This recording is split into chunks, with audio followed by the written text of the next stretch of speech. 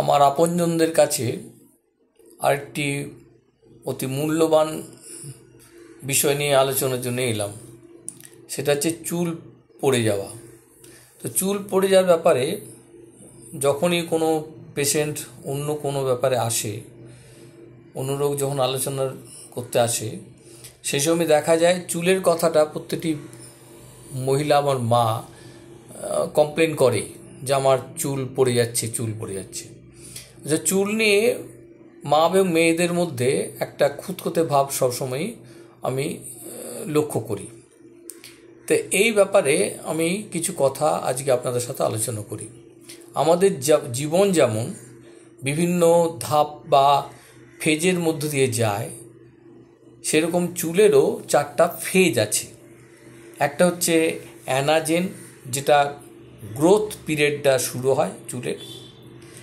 একটা হচ্ছে ক্যাটাজেন, যেটা ট্রানজিশন পিরিয়ড, যেখানে ফলিকুলসগুলো আস্তে আস্তে শ্রিঙ্ক করে। আরেকটা হচ্ছে ট্যালোজেন, এটা হচ্ছে রেস্টিং পিরিয়ড। এখানে ফলিকুলসগুলো আর আপনার চুলগুলো আর কিন্তু গ্রো হয় না, ম্যাচিওরড হয়ে যায়। আর 4 নম্বর হচ্ছে এক্সোজেন, অর্থাৎ এইটা হচ্ছে শেষ পর্যায়ের চুলের অবস্থা।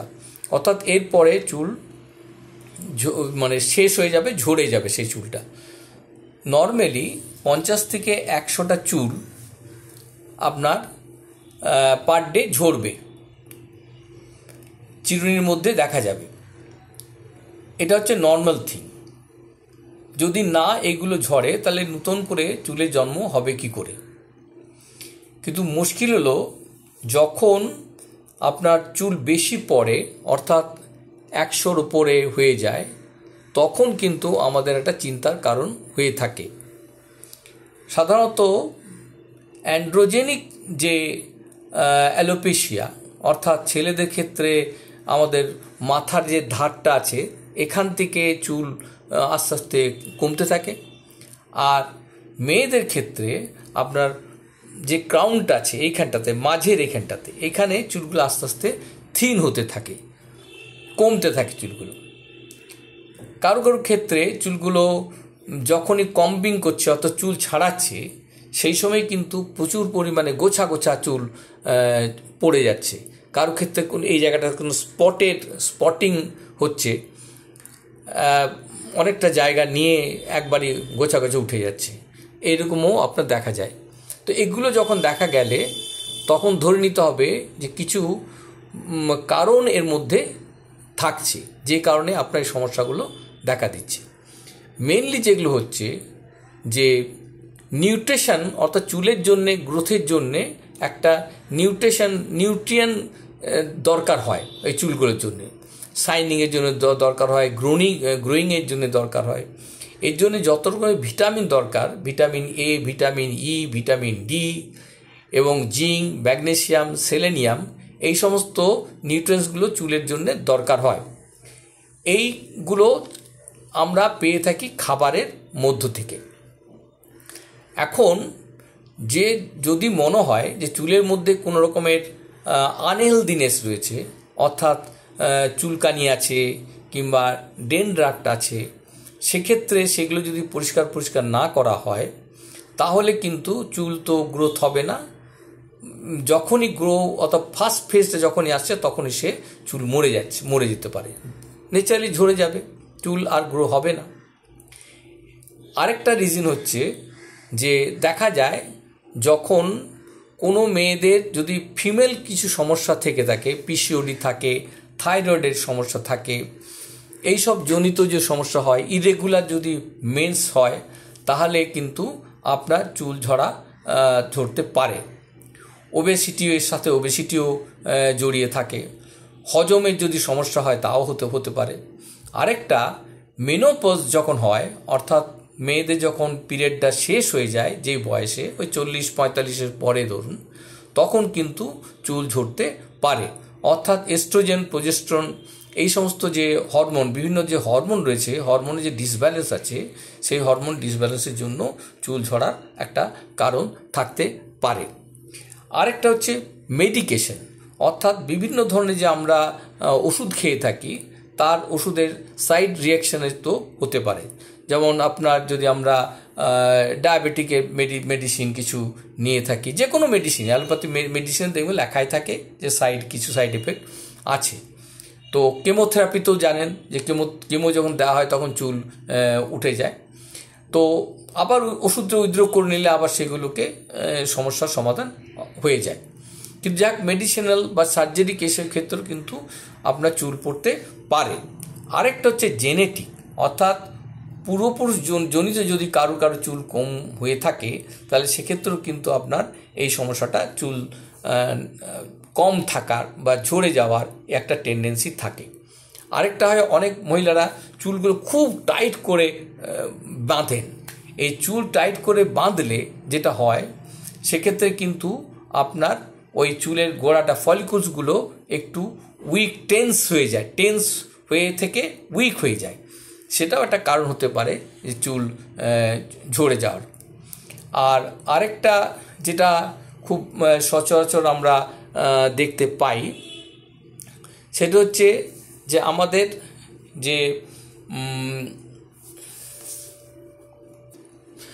আমাদের যখন এই প্রেগনেন্সি পিরিয়ডে, মহিলাদের প্রেগনেন্সি পিরিয়ডের বাচ্চা হওয়ার 6 মাসের মধ্যে কিন্তু যে হরমোনাল আবার ওখানেও আবার চেঞ্জ আসে, সেই জন্য কিন্তু চুল ঝরে যাওয়ার পসিবিলিটি থাকে।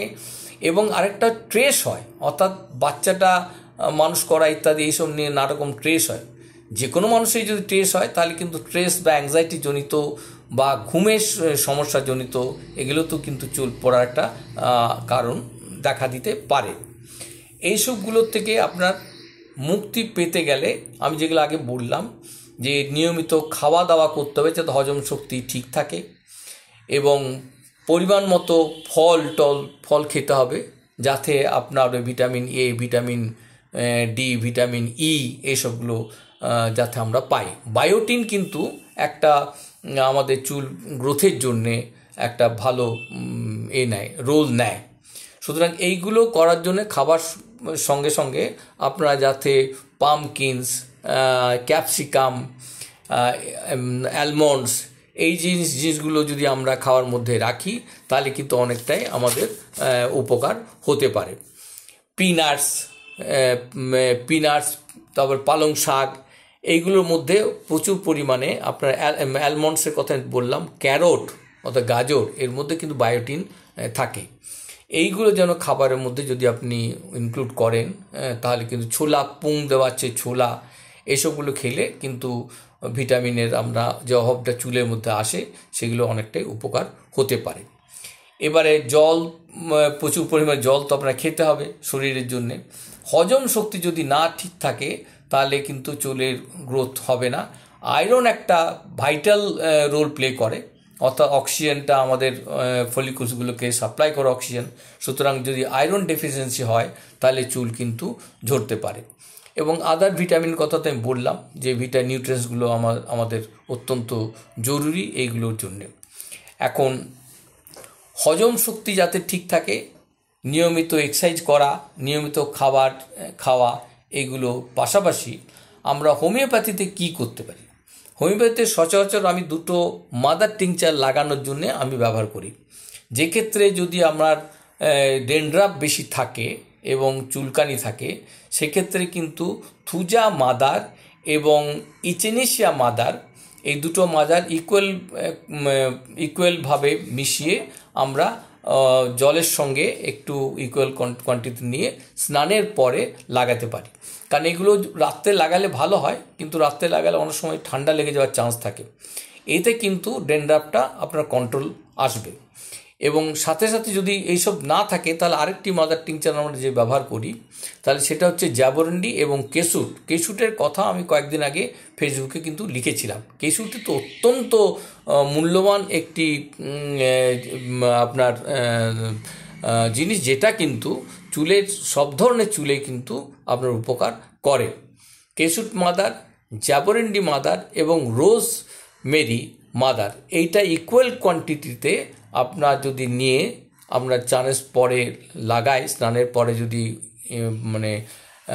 এক ভাগ নিলেন এই ওষুধটি, ওই 10-15 ফোঁটা একটা এর মিক্সচার, এবং তার সঙ্গে একটু নারকেল তেলও নিতে পারেন, পিওর নারকেল তেল মিশিয়ে যদি সপ্তাহে 3 দিন অ্যাটলিস্ট নেন, তাহলে চুলের গ্রোথ এগুলো কিন্তু, এবং চুল পড়াও বন্ধ হবে, চুলের গ্রোথও আপনার আসবে। সেই সঙ্গে কিন্তু কতগুলো তো কথা মনে রাখতে হবে, খাবারের কথা নিয়ে বলেছি। ওষুধ হিসাবে যেগুলো খুব অত্যন্ত কার্যকরী ভূমিকা নেয় সেগুলো হচ্ছে থ্যালিয়াম 6, থ্যালিয়াম 6 পোটেন্সি থ্যালিয়াম। এটা কিন্তু অ্যাড্রিনাল এবং থাইরয়েড যে জন্যে খুবই কার্যকরী ভূমিকা নেয়, সেই জন্যে চুলেরও কিন্তু গ্রোথ আপনার আনে। সেলেনিয়াম 6X আমি খেতে খুবই দিই, 2 করে ট্যাবলেট দিনে 2 থেকে 3 বার। গ্রাফাইটিস, ফসফরাস, আপনার আরেকটি ওষুধ হচ্ছে অ্যাসিড ফস, এই 3টি, আর লাইকোপোডিয়াম 30, এইগুলো 30 মাত্রায় প্রয়োজন ভিত্তিক আপনাদের খেতে হবে। বেশ কিছুদিন খেলে কিন্তু চুল পড়া আপনার বন্ধ হয়ে যায়।